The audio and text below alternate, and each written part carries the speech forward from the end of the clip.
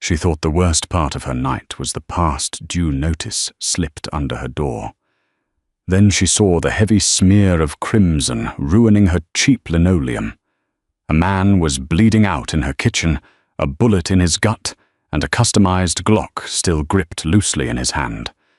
She saved his life because she was a nurse, and the alternative was a corpse in her apartment. But when his eyes finally fluttered open, his first question didn't just chill her blood, it sealed her fate.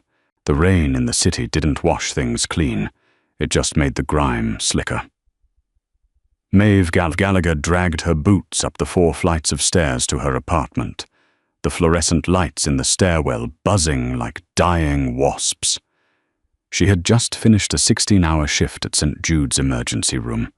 Her scrubs smelled of industrial bleach, stale coffee, and the metallic tang of other people's bad luck. Her bones ached with a deep, hollow exhaustion that sleep never entirely fixed. She turned the corner of her landing and stopped. Her door was cracked open. The brass deadbolt, the one she had installed herself after a string of break-ins last October, hung loose, the wood of the doorframe splintered inward. Maeve didn't gasp. Growing up in this neighborhood burned the panic out of you early, replacing it with a cold, heavy stone in your stomach. She reached into her canvas tote bag, her fingers wrapping around the handle of her heavy metal flashlight. She pushed the door open with the toe of her boot. It swung silently on its hinges. The apartment was dark, save for the sickly orange glow of the street lamp bleeding through the window blinds. At first, she thought she'd been robbed, but robbers didn't leave a trail of thick, dark liquid leading from the entryway into the narrow kitchenette. Maeve switched on the flashlight. The beam cut through the gloom and settled on the floor. Blood. A lot of it. She followed the trail.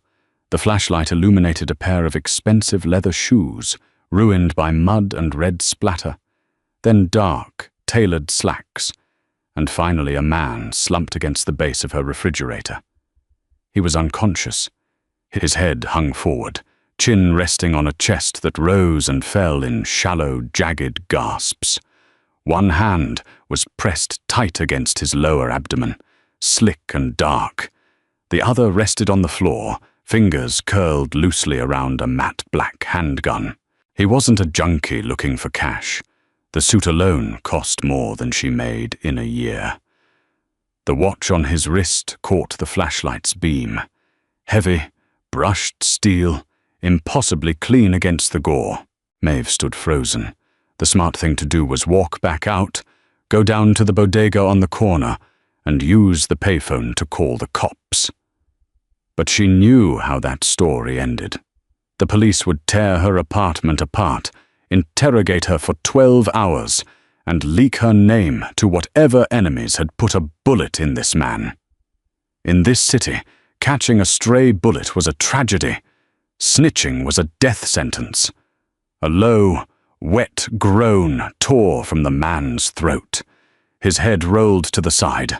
Maeve's training kicked in, drowning out the fear. He was bleeding out. If she left to make he'd be dead before the patrol cars even jumped the curb. She dropped her bag, kicked the gun away from his hand, and fell to her knees beside him. "Hey," she said, her voice sharp, slapping his cheek lightly. "Hey, can you hear me?" No answer.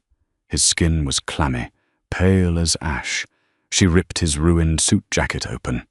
The white dress shirt underneath was soaked through. Maeve grabbed a pair of trauma shears from her scrub pocket, a habit from the ER, and cut the shirt away. The entry wound was an ugly, ragged hole 2 inches above his hip bone. It was still pumping slow, dark rhythm. She pressed her bare hands hard against the wound, throwing her weight into it. He flinched violently in his unconscious state, his jaw clenching, but his eyes didn't open. Okay, you're not dying on my floor today," she muttered. Maeve couldn't move him. He was at least 200 pounds of dead weight. She reached blindly behind her, yanking a clean dish towel off the oven handle and shoved it against his side, applying maximum pressure. She reached into her tote bag with her free hand, pulling out her emergency kit. It was stocked with stolen supplies from the hospital: gauze, surgical tape, a stapler, iodine, and lidocaine. Survival tools for a woman living alone in the worst zip code on the East Coast. She held the pressure for 10 agonizing minutes. The blood flow slowed to a sluggish seep. She wiped the excess away, squinting in the dim light. There was no exit wound. The bullet was still in there. If it had hit the femoral artery or clipped an organ, he would already be dead. It was lodged in the muscle. She needed to get it out and close the wound before infection set in. Maeve stood, her hands slick and shaking. She flicked on the kitchen light, ignoring the gruesome state of her floor. She boiled water on her cheap electric stove. She sterilized her only pair of forceps and a paring knife. She drew up a syringe of lidocaine. Returning to his side, she injected the local anesthetic in a tight circle around the gunshot wound. He didn't even twitch. "I'm sorry," she whispered to the empty room, grabbing the forceps. She dug in. The sickening squelch of metal slipping into torn flesh made her stomach roll. She had assisted on dozens of gunshot surgeries, but always with bright lights, a sterile field, and an attending physician barking orders. Here, on a cracked linoleum floor smelling of old grease and fresh copper, it was just her and a dying stranger. Metal scraped metal. She found it. With a sharp pull, she extracted a deformed chunk of lead and dropped it into a coffee mug with a loud clink.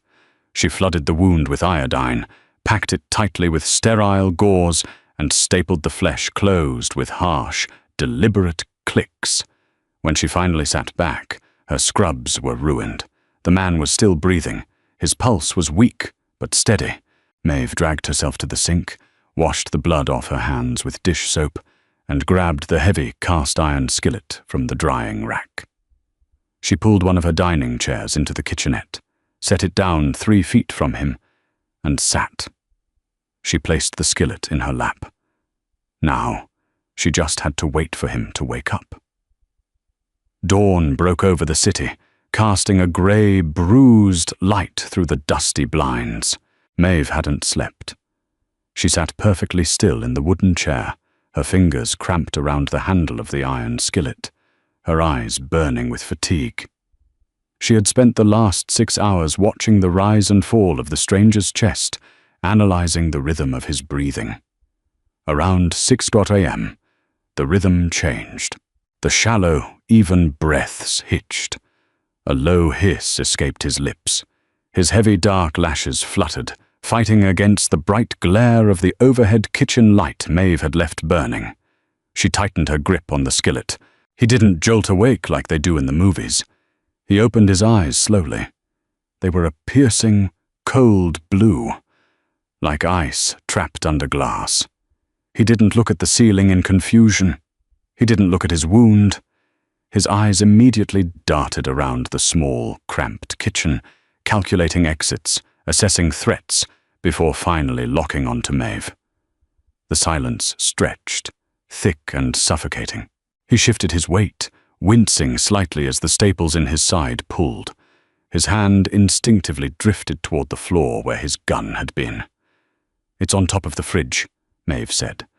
Her voice was hoarse, entirely devoid of the tremble she felt in her chest. He paused. His blue eyes dragged over her blood-stained scrubs, the trauma shears on the counter, the bloody dish towels, and finally, the heavy pan resting in her lap. He looked down at his ruined shirt and the neat, professional dressing covering his hip. A predator, Maeve realized. Even half dead, bleeding out on a linoleum floor, the man radiated a terrifying, coiled violence. He didn't look frightened or grateful. He looked like a wolf assessing a trap. He braced his hands against the floor and slowly pushed himself up into a sitting position, leaning his broad shoulders against the lower cabinets. He breathed through his nose, a sharp intake of air that betrayed the agony he was in. "You dug it out," he stated. His voice was a low, gravelly baritone. It didn't sound like a question. "Yes," Maeve said. "It missed the bowel and the artery. You got lucky." "Lucky," he echoed softly, a humorless smirk touching the corner of his mouth. He looked around the room again. The peeling wallpaper, the leaky faucet dripping into the stainless steel sink, the stack of unpaid bills on the small table. "Who are you?" he asked. "I live here," Maeve said flatly. "You broke my door. You're a doctor, a nurse, ER." He studied her face. He was looking for something, a tell, a flinch, a lie. Maeve stared back, refusing to look away, wrapping her exhaustion around herself like armor. She had stitched up gang bangers and drug runners before. They were all the same when they were bleeding. But this man felt different. There was no chaotic panic in him, only a chilling, mechanical calm. "Why didn't you call the cops?" he asked, tilting his head. "Because if I call the cops, they ask questions. I don't have money for a lawyer, I don't have time for a precinct, and I don't want the people who shot you coming back to finish the job while I'm sleeping," she said. "I figured that saving your life and sending you on your way was the fastest way to get my kitchen back." He held her gaze for a long moment. Then he reached into the inner pocket of his ruined suit jacket. Maeve tensed, lifting the skillet an inch. He didn't pull a weapon. He pulled out a sleek, black burner phone. He tapped a single button, held it to his ear, and waited. "It's me," he said into the phone. "I'm alive. The drop was compromised. They were waiting in the alley. 2 dead. I took a round in the oblique." He paused, listening to the voice on the other end. "No, I'm secure. Give me an hour. Send a car to..." He looked at Maeve. "What's the address here?" Maeve gave him the address. Her voice sounded thin in the quiet room. He repeated the address into the phone and hung up. He tossed the phone onto the counter and looked back at her. The silence returned, heavier this time. He wasn't leaving immediately. His people were coming here. "You shouldn't have done that," Maeve said, a sudden spike of anger cutting through her fear. "I don't want your people here. I saved your life. Just leave." He didn't move. He just watched her. "You saved my life," he repeated, rolling the words around as if tasting at them. "You walked into your apartment, found an armed, bleeding man, and instead of running screaming into the street, you locked the door and performed a localized extraction with stolen hospital supplies. I did what I had to do." "You did it well," he noted, glancing at his side. "Very clean." "Thanks," she snapped. "Now get out." He ignored her demand. He leaned forward slightly, his blue eyes narrowing, shedding the last remnants of his post-surgical fog. The temperature in the room seemed to drop 10 degrees. "I've owned this building for 3 years through a shell corporation," he said, his voice dropping to a terrifyingly quiet register. "This entire block is a designated dead zone for my organization. None of my enemies know I own it. None of my men know I own it." Maeve froze. Her lungs stopped working. The skillet in her lap suddenly felt incredibly useless. He tilted his head, his gaze boring into her skull, peeling back her layers. "So," he whispered, the question hanging in the air like a guillotine blade. "Who exactly gave you the key to my safe house, and how much did they pay you to wait here for me?" The absurdity of the question hung in the stale kitchen air, fighting the smell of dried blood and cheap dish soap. Maeve stared at the man sitting on her floor. Her brain misfired. She had expected threats. She had expected him to draw a weapon, or maybe toss a stack of blood-stained bills on the table and vanish into the rain. She had not expected to be accused of being a squatter in a mob safe house. A safe house, Maeve repeated. The words felt thick and heavy on her tongue. You think my apartment is your safe house? I know it is, he said. His voice was completely devoid of emotion. It was the flat, dead tone of a man who dealt in facts and violence. I bought this building under a dummy LLC 3 years ago. The lower floors are supposed to be empty. This floor is my contingency. Nobody lives here. So I will ask you one last time before my people arrive, and the questions stop being polite. Who sent you? Maeve felt a hysterical laugh bubble up in the back of her throat. She swallowed it down. Panic was a luxury she couldn't afford.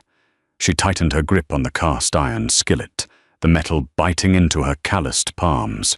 Nobody sent me, she said, her voice shaking with sudden hot rage. I didn't break in here to wait for you. I live here. I have lived here for 8 months. The shower drains slow. The radiator clanks like a dying engine at 2 a.m, and the roaches have more square footage than I do. He didn't blink. His icy blue eyes tracked every micro-expression on her face. A civilian. A renter, she snapped. She stood up. The man immediately tensed, his hand twitching toward his empty hip. But Maeve didn't swing the skillet. She set it down on the counter with a loud clang.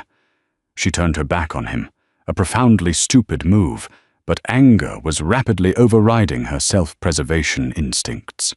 She marched across the small kitchenette to the cheap laminate drawer beside the refrigerator. She yanked it open. It was a graveyard of take-out menus, loose batteries, and unpaid utility bills. She dug through the mess until her fingers found the folded manila envelope. Maeve turned back and tossed the envelope onto the floor beside him. It landed on a smear of his dried blood. "Look at it," she demanded. He didn't reach for it. He kept his eyes fixed on her. Slowly, deliberately, he shifted his weight, suppressing a wince as the staples in his side pulled at his flesh. He picked up the envelope with 2 fingers, flipped it open, and pulled out the crumpled pages inside. "It's a lease," Maeve said, crossing her arms over her chest to hide the trembling in her hands. "Signed 8 months ago. I pay $1,200 a month in cash to a guy named Sal who drives a beat-up Buick and smells like stale cigars. He collects on the 1st of the month. If I'm a day late, he threatens to change the locks. If this is your building, then your property manager is double-dipping and running a slumlord side hustle." The man read the paperwork. His eyes scanned the cheap print, settling on the signature at the bottom. The silence in the room shifted. The predatory tension didn't vanish, but it morphed into something else. Calculation. "Maeve Gallagher," he read aloud. Hearing her name in that low, gravelly voice sent a shiver down her spine. "That's me." He dropped the papers back onto the floor. He leaned his head against the cabinet, closing his eyes for a brief second. The adrenaline of waking up was fading, and the reality of massive blood loss was catching up to him. His skin was dangerously pale, a fine sheen of cold sweat breaking out across his forehead. "Sal," the man murmured. A dark, humorless smile touched his lips. "Sal is going to have a very bad day." "I don't care what you do to Sal," Maeve said. She stepped closer, dropping her voice. "Your hour is almost up. Your people are coming. You know I'm not a threat to you. So you get up, you walk out that door, and we pretend this never happened." He opened his eyes. The ice in them had thawed slightly, replaced by a grim, pragmatic exhaustion. "It doesn't work like that."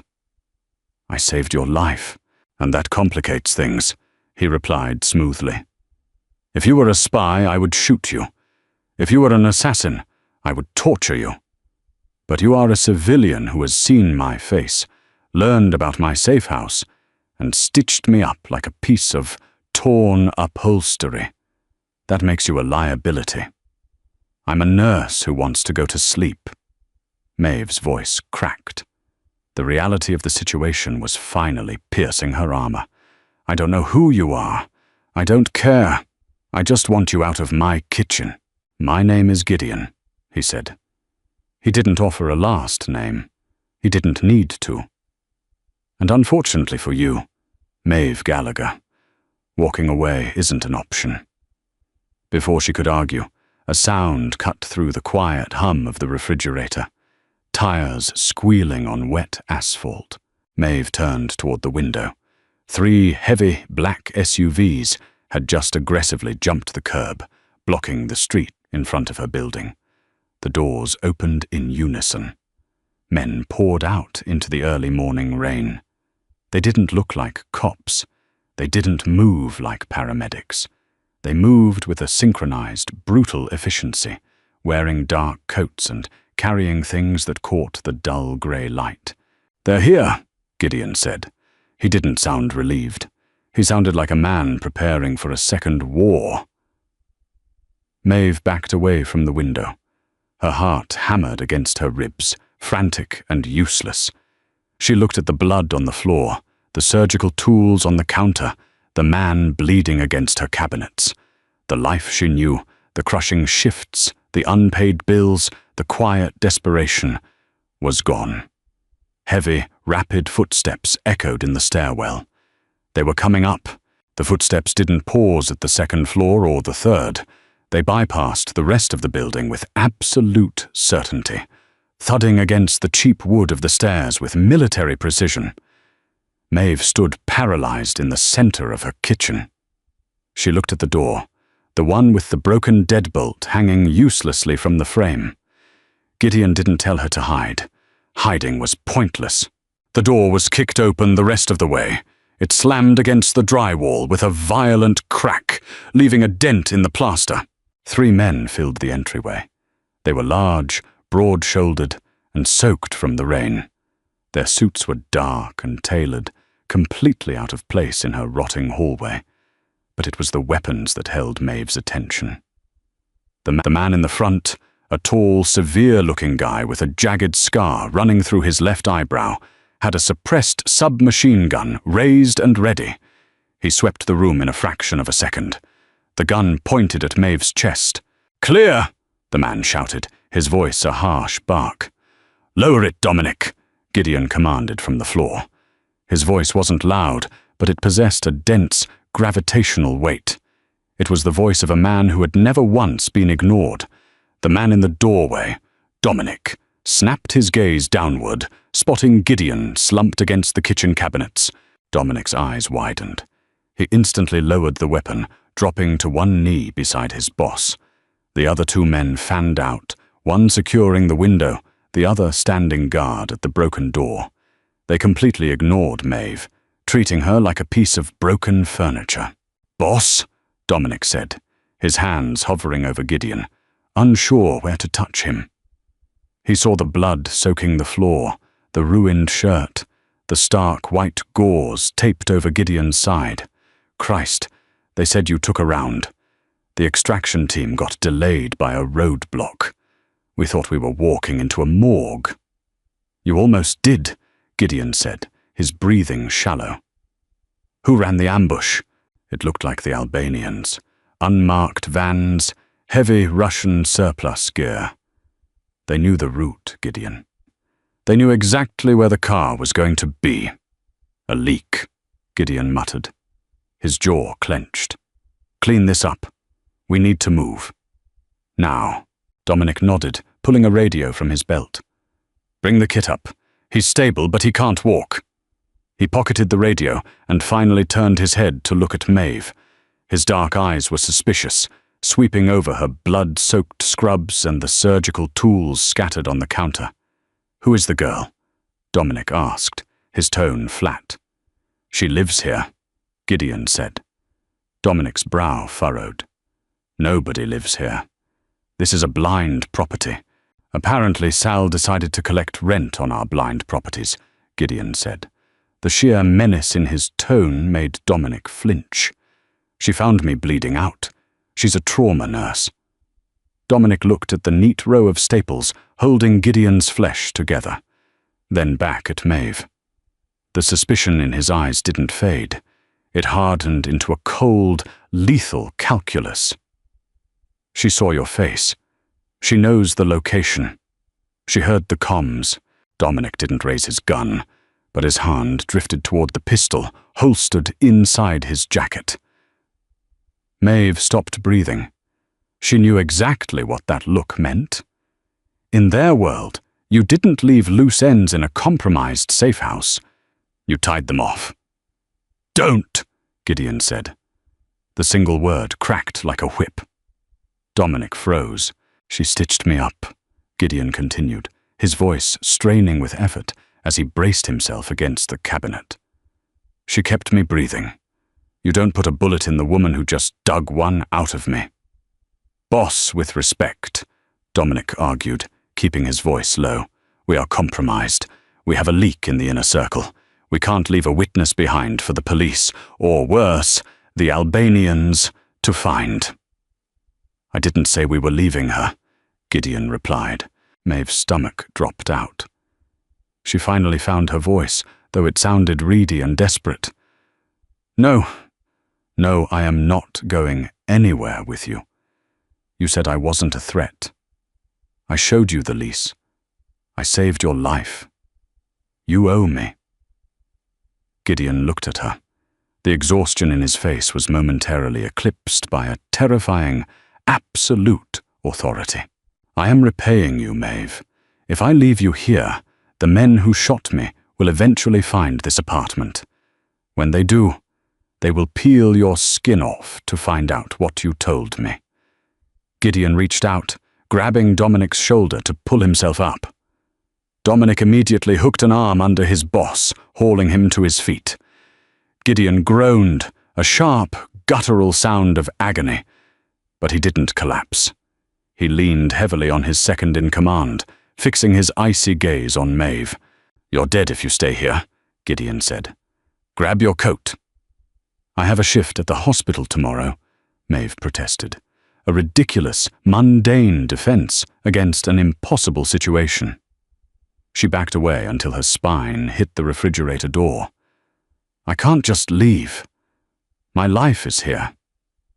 "Your life ended the second I bled on your floor," Gideon said. He didn't say it with malice. He said it like a medical diagnosis. Incurable. Terminal. 2 more men rushed into the apartment, carrying a canvas stretcher. They moved with terrifying speed, unfolding it in the narrow hallway.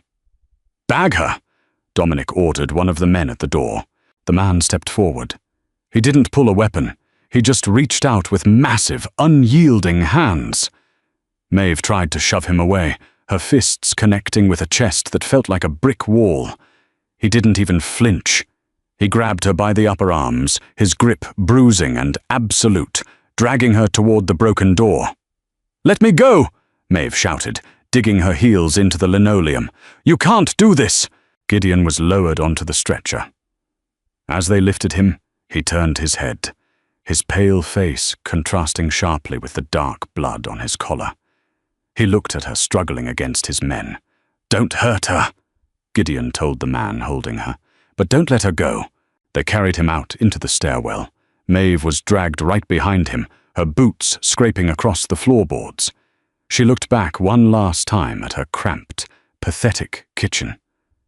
The bloody dish towels, the coffee mug holding a deformed bullet, the cheap iron skillet on the counter. It wasn't much of a home. But as they hauled her down the dark, buzzing stairwell toward the waiting SUVs, she knew she was never going to see it again. The stairwell smelled of wet dog and ammonia. The man dragging Maeve didn't stumble once, his grip on her biceps, iron-clad and bruising. She stopped kicking by the second floor. It was a waste of oxygen, and her boots were only scuffing the cheap wood anyway. They hit the lobby doors, bursting out into the freezing morning rain. The street was utterly deserted. In this neighborhood, when black SUVs rolled up and men with guns stepped out, people locked their doors and pretended they were deaf. Maeve was shoved toward the middle vehicle. The heavy armored door was yanked open, and she was tossed inside with the casual roughness of luggage being loaded into a cargo hold. She landed hard on the leather seats, scrambling backward until her shoulders hit the opposite door. The locks engaged with a heavy, final thunk. A second later, the opposite door opened. Gideon was maneuvered inside, groaning as his men carefully arranged him across the wide bench seat. He was pale, his skin taking on the waxy, translucent sheen of a man running out of blood. Dominic slid into the front passenger seat, slamming his door. "Go!" Dominic barked. The convoy accelerated violently. Maeve was thrown against the door panel as the heavy SUV tore away from the curb, leaving her entire life behind in the rearview mirror. Inside the cabin, the silence was absolute. The glass was thick, muting the wail of the sirens somewhere in the distance and the harsh drumming of the rain. The interior smelled of expensive leather, wet wool, and the sharp, metallic odor of fresh blood. Gideon's head rested against the window, his eyes closed. The ride was smooth, but every time the SUV took a corner, his jaw tightened. The white gauze taped to his side was no longer white. A dark, ugly stain was blooming through the center, spreading fast. Maeve watched it. She tried to look away. She tried to focus on the blur of the city outside the tinted windows, telling herself to let him bleed. He had kidnapped her. He was a criminal. He was the reason her door was broken and her life was ruined. But she was a nurse. 10 years in trauma wards had hardwired her brain. She couldn't watch a man bleed out without doing something about it. It was a compulsion. "He's hemorrhaging," Maeve said. Her voice sounded too loud in the quiet cabin. Dominic glanced back through the partition grill. His dark eyes flicked from Maeve to the spreading stain on Gideon's shirt. "We're 20 minutes out," Dominic said to the driver, his voice tight. He looked at Maeve. "Fix it." "I don't have my tools," she snapped back. "You dragged me out of my kitchen, remember? I need gauze. I need pressure."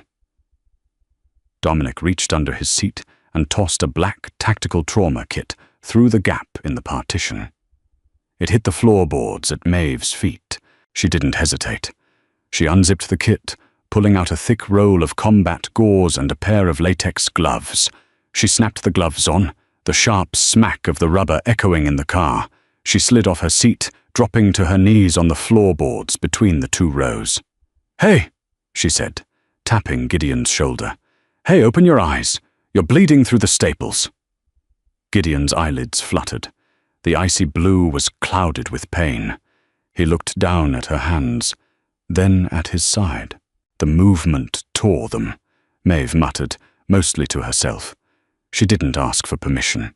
She grabbed the collar of his ruined shirt and ripped it further open to expose the wound. The staples were still holding, but the jagged edges of the torn muscle beneath had shifted, reopening the damaged vessels.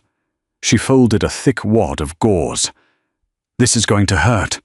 "Do it," Gideon rasped. Maeve pressed the gauze directly over the staples and leaned into it with her body weight. Gideon didn't scream, but a harsh, animalistic hiss tore through his teeth. His hand shot out, his large fingers clamping around Maeve's wrist like a vice. His grip was terrifyingly strong for a dying man. He was crushing her bones. "Let go," she said calmly, keeping steady pressure on his side. "You're cutting off my circulation, and I need both hands to stop you from bleeding out on this very expensive floor mat." He stared at her. Sweat beaded on his forehead. Slowly his fingers uncurled. He dropped his hand back to his side, his chest heaving. "You don't panic," Gideon observed, his voice barely a whisper over the hum of the engine. "I panic plenty," Maeve said, not looking at his face, keeping her eyes on her bloody hands. "Just not about blood. Blood is a mechanical failure. I know how to fix a mechanical failure. It's the men with submachine guns kicking my door in that I don't know how to handle. Dominic is protective." Dominic is a thug in a nice suit. A weak, breathy sound escaped Gideon's throat. It took Maeve a second to realize it was a laugh. It ended in a wet cough. "Don't talk," she ordered. "Your blood pressure is bottoming out. Just breathe." For the next 15 minutes, Maeve knelt on the floor of the moving SUV, her hands pressed hard into the side of a Mafia Boss. The city blocks gave way to the industrial outskirts, the scenery shifting from towering apartment buildings to desolate warehouses and shipping yards. Gideon didn't speak again. He just watched her. He watched the way her brow furrowed in concentration, the steady rhythm of her breathing, the absolute lack of hesitation in her bloody hands. He had expected her to cry. He had expected her to beg. Instead, she was just doing her job. The SUV took a sharp, descending turn, diving into a concrete tunnel. The darkness swallowed them whole. The convoy slammed to a halt inside a sprawling underground parking garage. The air was thick with the smell of exhaust and damp concrete. Fluorescent lights flickered overhead, casting a harsh, sterile glare over a dozen high-end vehicles parked in neat rows. Before the SUV even settled on its shocks, the doors were thrown open. Maeve stepped back, pulling her bloody hands away from Gideon's side. A medical team was already waiting. They weren't wearing hospital scrubs. They wore dark jeans and black shirts, but they moved with clinical precision, rolling a titanium stretcher right to the door. A tall, older man with silver hair and wire-rimmed glasses pushed past Dominic. He carried a leather medical bag that looked 50 years old. "Let me see him," the older man demanded. "He took one in the oblique, Alden," Dominic said, stepping aside. The girl dug the round out and stapled him. He tore it open in transit. Dr. Alden Hayes peered into the SUV. He barely glanced at Maeve, his focus entirely on Gideon. He peeled back the bloody gauze she had been holding. He inspected the staples, the swelling, and the iodine staining the skin. "Rough work," Alden murmured, his voice a dry, professorial rasp. "But the placement is accurate.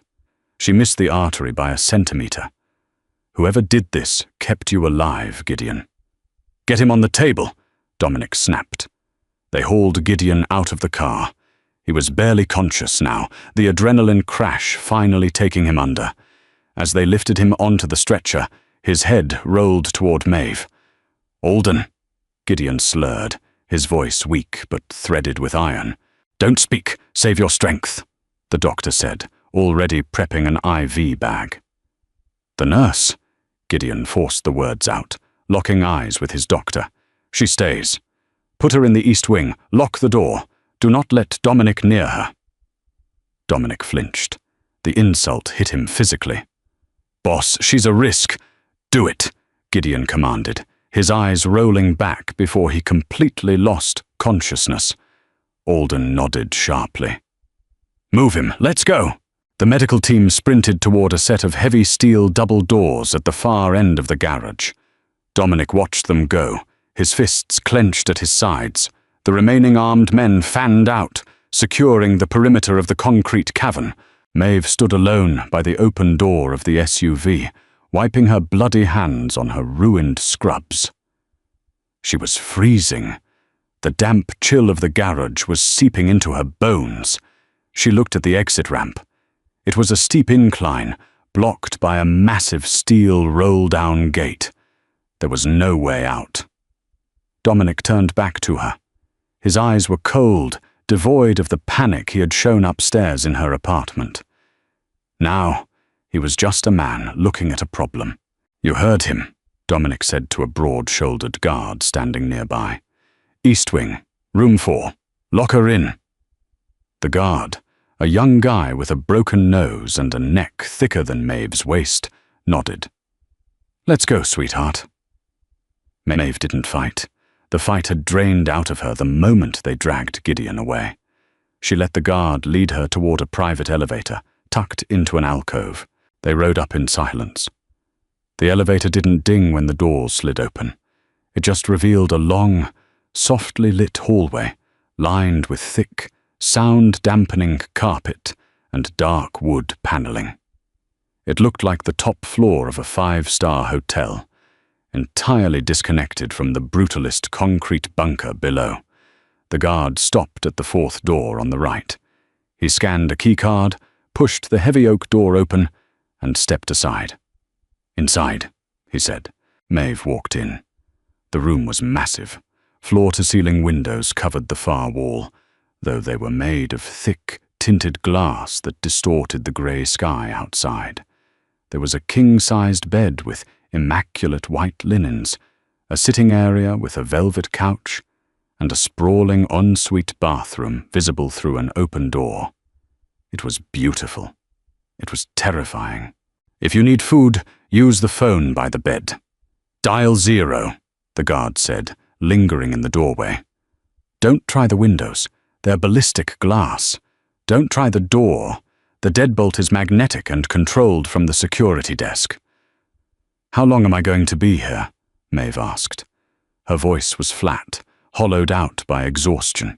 The guard offered a grim, unsympathetic smile. "That depends on if the boss wakes up. If he lives, he decides what happens to you. If he dies—" The guard shrugged. "Dominic decides." He pulled the door shut. The magnetic lock engaged with a heavy, terrifying click. Maeve stood in the center of the luxurious room. She looked down at her hands, stained brown with dried blood. She looked at her cheap, worn-out boots sinking into the expensive carpet. She walked into the bathroom. The counters were marble. The shower was a massive glass enclosure. She turned on the faucet, watching the steaming water rush over her hands, turning pink as it washed Gideon's blood down the drain. She stared at her reflection in the vanity mirror. She looked like a ghost, pale, hollow-eyed, and covered in someone else's war. She had saved a man's life because it was her job. She hadn't realized that keeping his heart beating meant surrendering her own freedom. Gideon wasn't going to let her go. Men who lived behind ballistic glass and steel gates didn't believe in loose ends. They believed in property.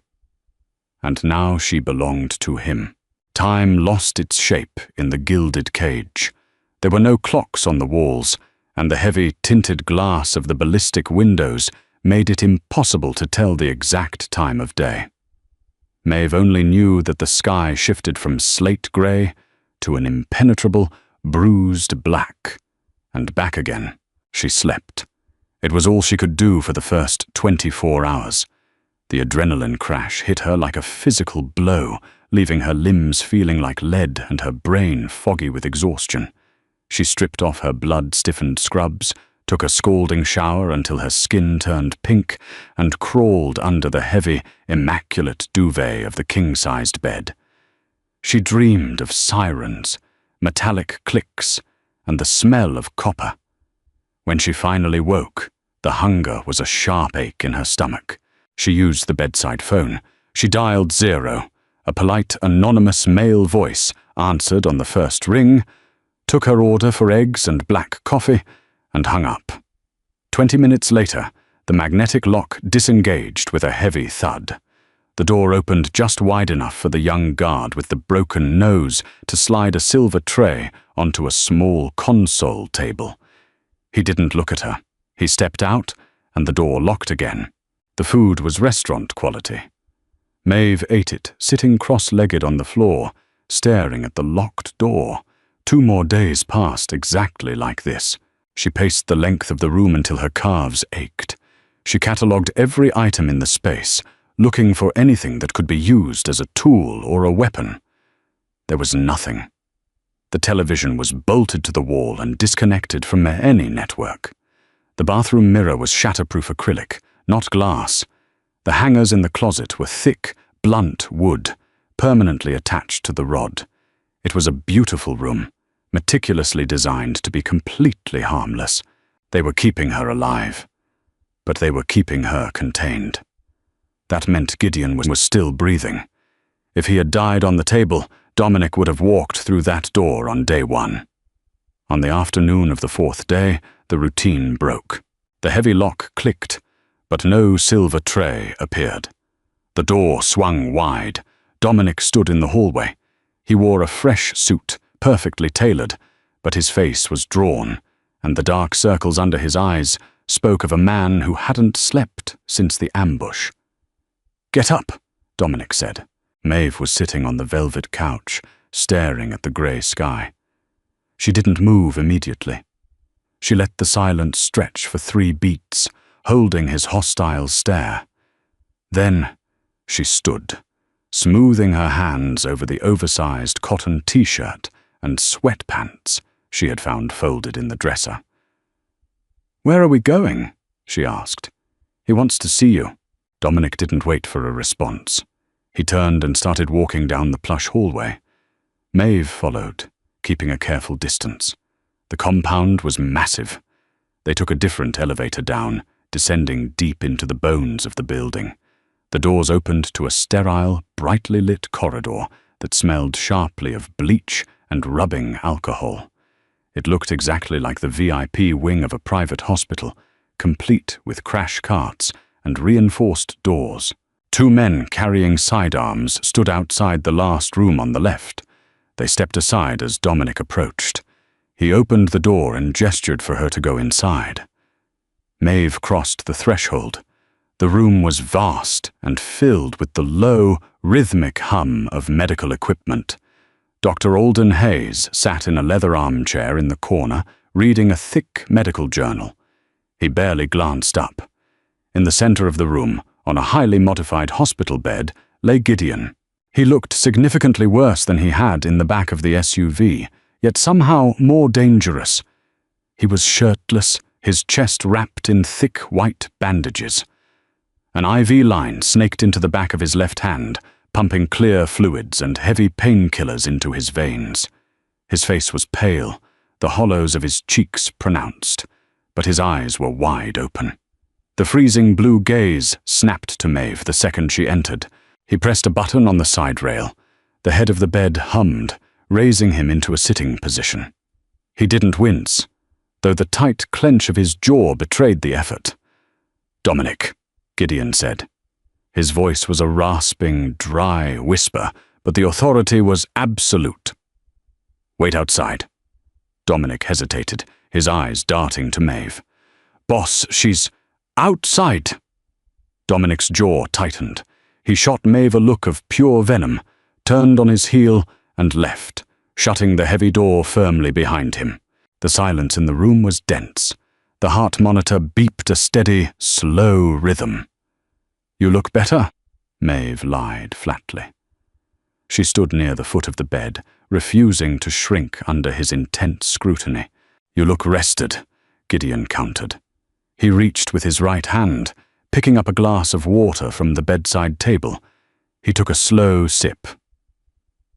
"I'm told I owe you a second thank you. Alden says the pressure you applied in the vehicle kept my blood volume just high enough to prevent cardiac arrest." "It's basic trauma care," Maeve said. "Stop the leak. Keep the machine running."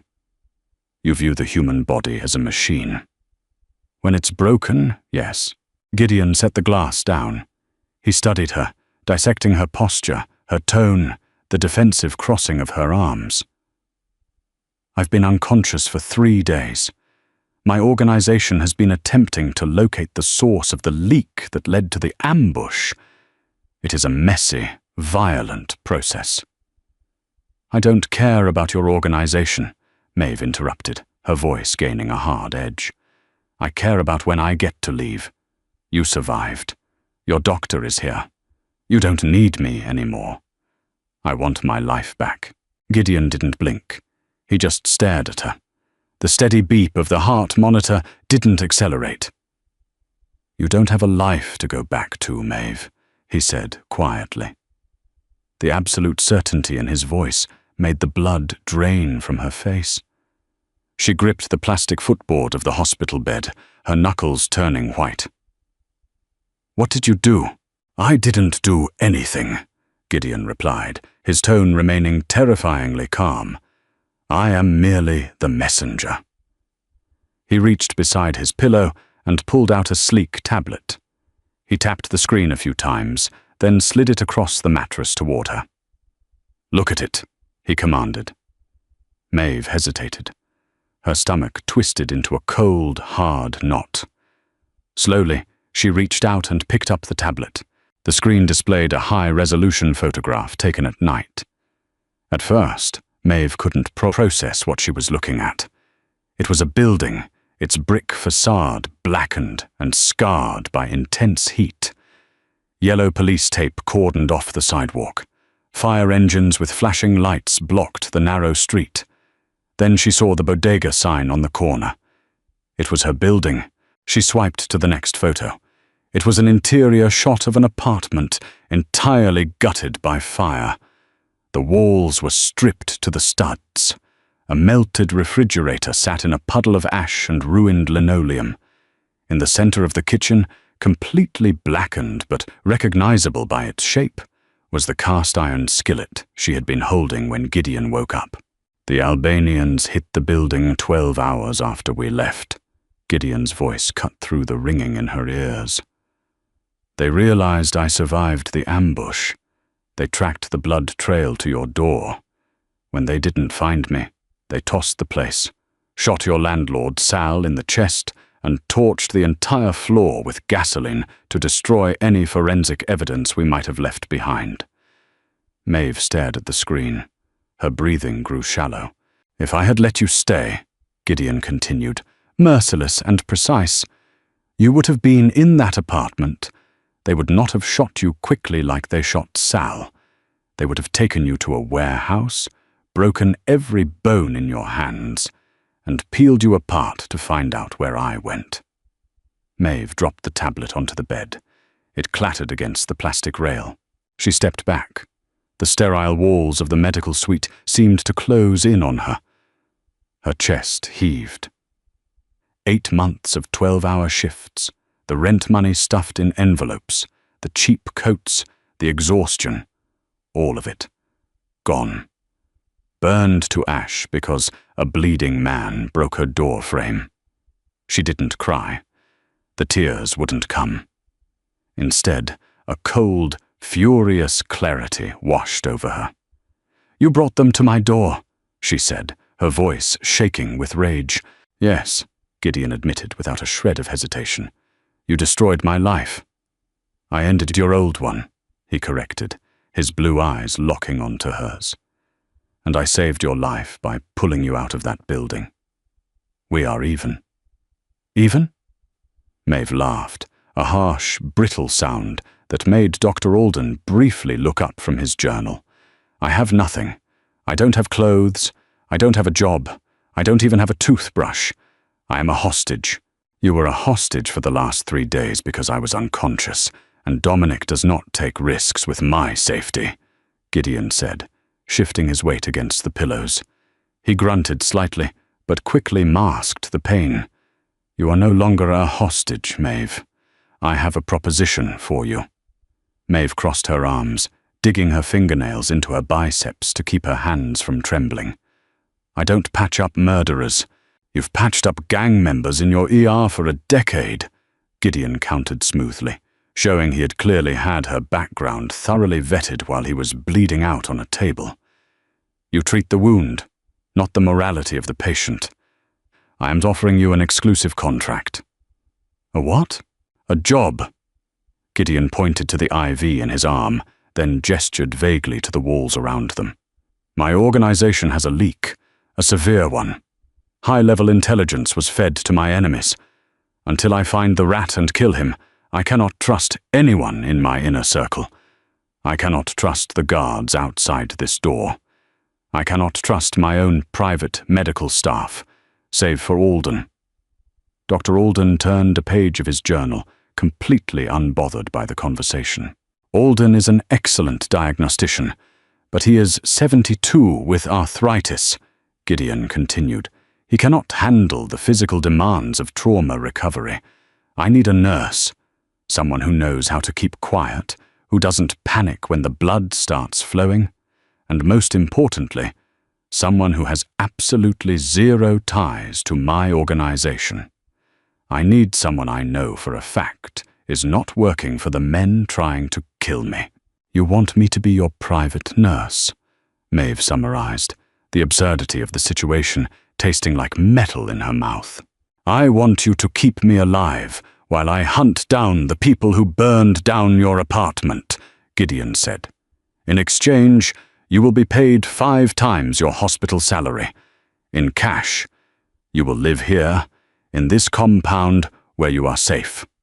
When the threat is neutralized and my house is in order, you are free to leave with enough money to buy your own building. No more slum lords. No more double shifts. Maeve stared at him. The man was a monster. He was a creature of violence and absolute control.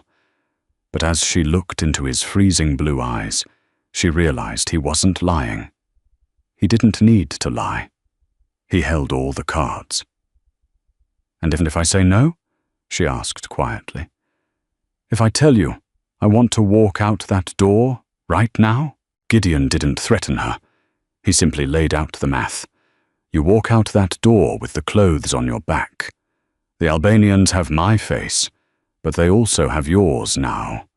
My men confirmed they pulled the security footage from the bodega across your street before the fire. You will be hunted. I give you 48 hours before they find you, and I will not send Dominic to pull you out a second time. It wasn't a choice. It was a cage with a salary. Maeve looked at the tablet resting on the bed. She looked at the picture of the burned-out window where she used to drink cheap coffee and watch the rain. Her old life was dead. The man lying in front of her had killed it. She looked back up at Gideon. Her fear was gone, replaced by a cynical, hardening armor. 10 times my salary, Maeve said, her voice dropping into a cold, flat register that mirrored his own. Paid into an offshore account that your men can't touch. I get my own medical supplies. I dictate my own hours when you aren't bleeding out, and Dominic doesn't speak to me. Ever. A slow, genuine smirk touched the corner of Gideon's mouth. It changed his face entirely, making him look less like a corpse and more like the predator she had met in her kitchen. Deal, Gideon said. The transition from emergency room nurse to private mob physician took exactly 3 days. Maeve didn't ease into the role. She attacked it with the same clinical, detached aggression she used to survive 16-hour double shifts at St. Jude's. She commandeered a guest room down the hall from Gideon's suite and handed a bewildered guard a handwritten list of demands. Within 48 hours, she had a surgical steel examination table, an industrial autoclave, and a locked pharmacy cabinet, stocked with enough narcotics to sedate a small army. She owned the East Wing. The armed men quickly learned to stay out of her way. Gideon, however, was a nightmare of a patient. He was a man constructed entirely of control and leverage. Being confined to a bed, reliant on IV bags and a woman he barely knew, gnawed at his sanity. By the 10th day, he was out of bed, walking the halls with a heavy cane, his face tight with suppressed agony. Maeve let him push himself exactly to the edge of his physical limits, and not a millimeter further. The collision between her authority and his was inevitable. It happened on a Tuesday, during a torrential downpour that pounded against the ballistic glass. Gideon had converted the grand dining room into a war room. He had been locked inside for 4 hours with Dominic and 3 lieutenants hunting the rat who had sold him out. When the clock in her makeshift clinic hit hour 5, Maeve stood up, grabbed her medical kit, and walked down the hall. 2 heavily armed guards crossed their arms as she approached the double doors. "Boss is in a closed session," the taller one grunted. "Boss is due for 60 milligrams of Toradol and a dressing change," Maeve stated, not slowing her pace. "Move." She pushed past them and shoved the heavy oak doors open. The room went dead silent. 5 dangerous men turned to look at her. Blueprints and shipping manifests covered the mahogany table. In the center, leaning heavily over the documents with both hands braced on the wood, stood Gideon. He was wearing a black dress shirt, the sleeves rolled up to his elbows. He looked up, his icy blue eyes narrowing. Dominic instantly stepped forward, slipping a hand inside his jacket. "You don't walk in here, Gallagher." Maeve ignored him completely. She walked straight to Gideon. Her eyes tracked the tremor in his left arm and the unnatural tilt of his posture. He was favoring his right side heavily. "Sit down," Maeve ordered. One of the lieutenants let out a disbelieving scoff. Dominic flushed with anger. "I told you to get out." "Dominic," Gideon said quietly. The single word froze his second-in-command. Gideon shifted his gaze back to Maeve. The predatory intensity in his eyes was suffocating. He was testing her, waiting to see if she would flinch under the weight of an audience. She didn't. She set her kit on the table, right on top of a harbor map. "You're sweating through your shirt, your heart rate is elevated, and you've been standing for 5 hours on a torn oblique muscle," Maeve said, her voice dropping into the unyielding tone of an ER veteran dealing with a drunk driver.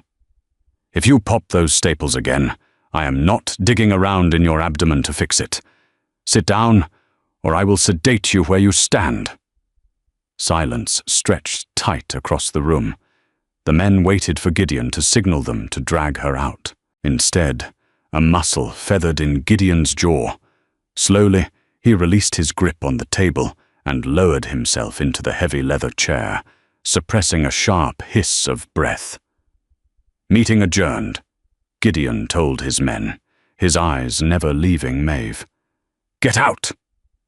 Dominic looked like he had swallowed glass, but he nodded sharply. The men filed out. The heavy doors clicked shut. Maeve snapped blue latex gloves onto her hands. She unbuttoned the lower half of Gideon's shirt, peeling the dark fabric back to expose the white bandage.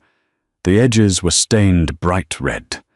"You're bleeding," she muttered, grabbing trauma shears to cut away the ruined tape. "It's a minor tear," Gideon said, watching her hands work. "You enjoy doing that." "Doing what?" "Humiliating Dominic, establishing dominance in a room full of killers." Maeve paused, pressing a fresh square of sterile gauze against his skin. She met his freezing stare. "I don't care about Dominic's ego. I care about my 10 times salary, and I can't collect it if you bleed out. I am keeping my end of the bargain." "You are," Gideon agreed softly. He didn't flinch as she applied the surgical tape. His chest rose and fell in a steady rhythm. The violent energy that usually rolled off him had receded into a heavy stillness. "Why didn't you run?" he asked suddenly. Maeve tossed the bloody gauze into a biohazard bag. "Run where?" "You burned my life to the ground." "Before," Gideon clarified. He lifted his right hand, lightly wrapping his large fingers around her gloved wrist. The contact sent a sudden, electric jolt up her arm. She froze. "When you found me in your kitchen, you could have let me die. Why didn't you?" Maeve looked at his hand, then his face. She wanted to give a cold, clinical answer. "Because a body on my floor meant dealing with the police," she lied, her voice lacking its usual bite. Gideon's thumb brushed the inside of her wrist, pressing exactly over her pulse point. He felt the rapid, hammering betrayal of her heartbeat against his skin. A slow, knowing smirk touched his lips. "Right," he whispered, letting go. Just a mechanical failure. Maeve stepped back, stripping off her gloves with a sharp snap. Her hands were shaking. The dynamic had shifted. She was no longer just his nurse, and he was no longer just her captor. The lines were blurring, and in this world, blurred lines were how you got killed. The undeniable spark between a ruthless mafia boss and the cynical nurse keeping him alive is officially ignited. Maeve might be trapped in Gideon's world, but she's rapidly proving she won't be just another pawn in his deadly game. Will her strict clinical boundaries hold up against his intense scrutiny, or is she about to lose her heart to the man who ruined her life? Let me know your predictions in the comments below. If you're hooked on this dark romance, hit that like button, share this video, and subscribe for the next thrilling chapter of their story.